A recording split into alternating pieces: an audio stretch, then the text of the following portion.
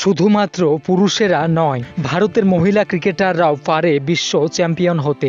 গত 30শে অক্টোবর সেমিফাইনালে অস্ট্রেলিয়াকে 5 উইকেটে হারিয়ে ভারতীয় মহিলা ক্রিকেট টিম ওমেন্স ওয়ার্ল্ড কাপের ফাইনালে ওঠে। জেমিনা রদ্রিগেজের অসাধারণ ইনিংস দেখে সবাই মুগ্ধ এবং গর্বিত। আর হরমনপ্রীত কৌরের 88 বলে 89 রান ভারতকে ফাইনাল খেলার সুযোগ করে দেয়। ফাইনালে সাউথ আফ্রিকা টসে জিতে ফিল্ডিং করার সিদ্ধান্ত নেয়।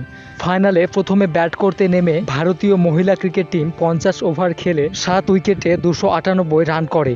এরপর সাউথ আফ্রিকা ব্যাট করতে নামলে 45 ওভারে 246 রান করে অল আউট হয়ে যায়।